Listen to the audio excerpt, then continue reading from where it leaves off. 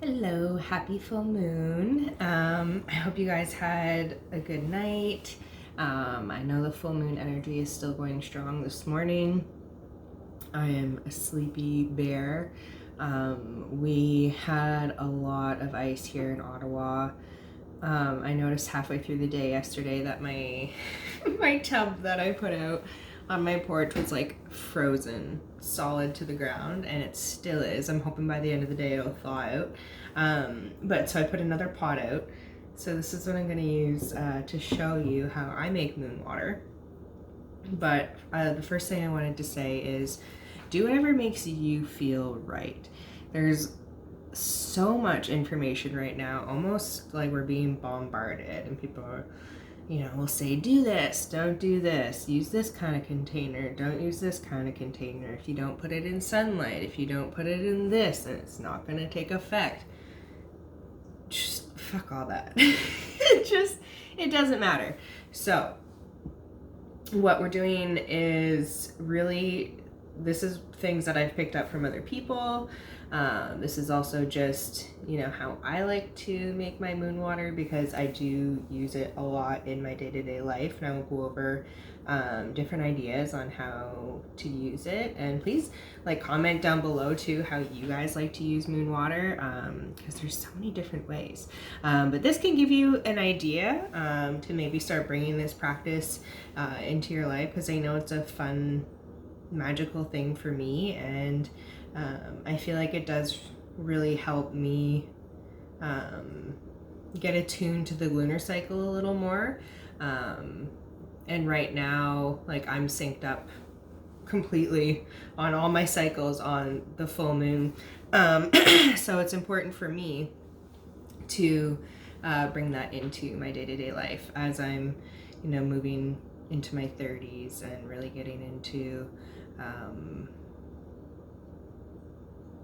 my body for the first time, really. I don't know why I just got so deep, but maybe you're at the same place. Yeah, so let's get into it. I'll show you. I'm drinking my coffee. I fell asleep so early last night. Okay, so I'm gonna flip the camera and show you what I have here. So this is my little container that I prepped. So this is what I put out and what I collected from the storm. If there isn't a storm or anything, you can just kind of use a mason jar. I really like the Voss water, VOSS, or any kind of spring water in a glass bottle if you're into that. But you can really use anything. But yeah, so this is what I collected last night. So this is full moon ice storm water, which is interesting. So there's this element of thawing out. So what I do, the only thing that I don't really like to work with is plastic, and that it's kind of self-explanatory. So what I do is anything, any crystals that are water soluble that you want to charge with this water, you can put right in your container. If you have anything that isn't water soluble, so I have, you might recognize my rings, I have a lava stone, and also my lapis. That's a little bit porous, it's a little bit, I don't know, it's a different stone. So I like to put those in just a little jar so they don't get wet, but they can still absorb the energy. And then I also do a mason jar for my fridge to keep. So this will be the jar that I reuse. So this is the best part about how I do my moon water, is that it's not a one and done. You can keep on reusing it and keep on recharging more water. So I'll show you what I do. So I pour it in, hoping I'm not gonna make a mess. I think I'm just gonna do that. I'm gonna save the rest. Sometimes I water my plants, depending on how dirty the water is. Sometimes I'll pull a card and see what to do with it, but there's some plants that really like the moon water. So what I'll do with this is I like to just let it sit for the rest of the full moon. So I'd say like 24 to 48 hours. I'm going to come back to my face. So whatever you want to do, however long you feel is most comfortable. I also, for my jars, I like to put bracelets around. I have some old bracelets that don't fit my wrists anymore, but I still really like to use the energy. So that's why for my mason jar, I put morganite to attract in more love, and also rutilated quartz to help balance out that energy. Working with that Libra full moon. And I like the mason jar too because you can put the crystals on top. So this is apophyllite. It's always in a pyramid shape, and I find it's a really good generator to help charge the water.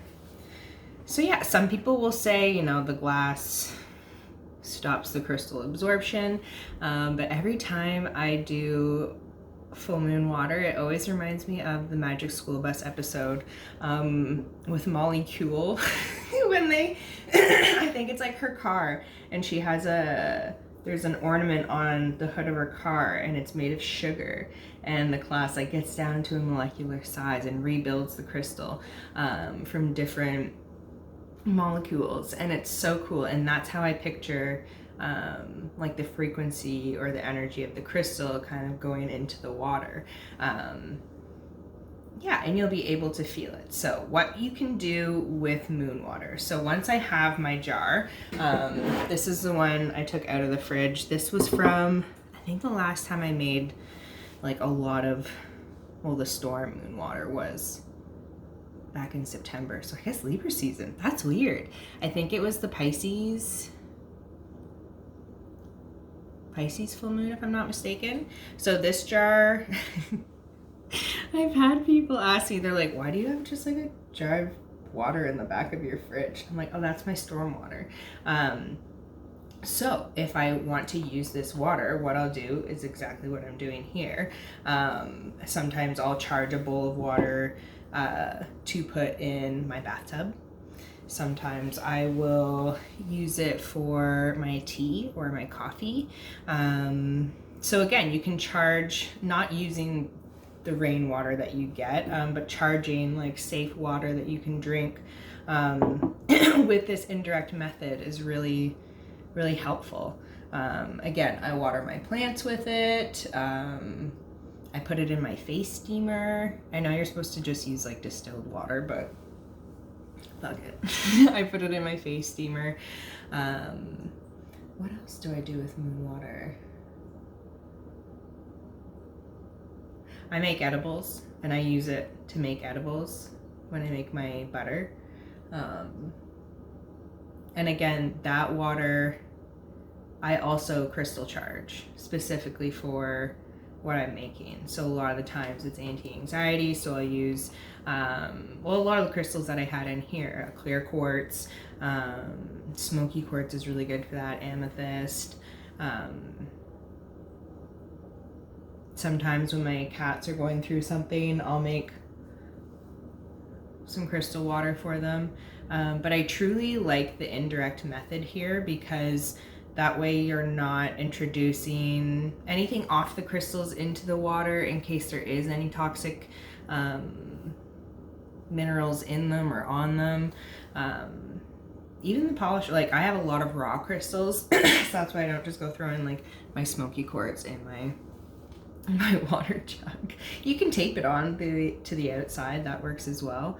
But that's why I'm a fan of the mason jars, because I find the metal lid, but also the glass side is a really good conductor of the energy. So yeah, I'll just leave this out for probably 48 hours. And then yeah, I'll take my crystals out. I'll probably use this water after it's sat out and water my plants with it. And then put this jar in my fridge so that next time I want to use any more water, I will just pour it into my dish like I did here, and continue charging. Find it's a fun way to get into the natural cycle, the lunar cycle. and it's fun. It's fun.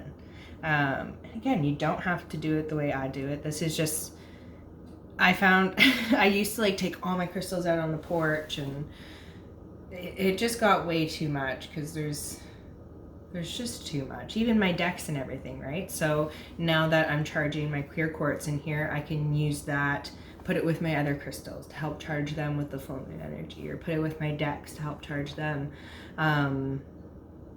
So you don't have to take everything out and put it out there, especially, you know, like I live in Canada. There was a squirrel literally out there with its paws in my fucking moon water this morning. So I'm like, I can't use that in the bath. And the squirrel's like, so using the indirect method is usually best, especially if you live in places where critters can get into your water. Oh man. But yeah, the energy is very intense. I'm hoping to film the conversation with your inner child today. There's been a lot of that energy coming up. But yeah, really be patient with yourself, really be gentle with yourself. If you want to know more about what's going on with the full moon right now, there's a really good resource on YouTube right now. Matthew from Stillwater Alchemy. He does astrology, like weekly astrology outlooks, but this week he did his full moon workshop and he put it for free on YouTube, and it was really good and it gave me a lot of insight. So I highly suggest you check it out if you are looking for more support or more information on this full moon. But yeah, I hope you have a great day. Again, really be gentle with yourself, take care, be safe out there, and we'll talk soon. Bye guys.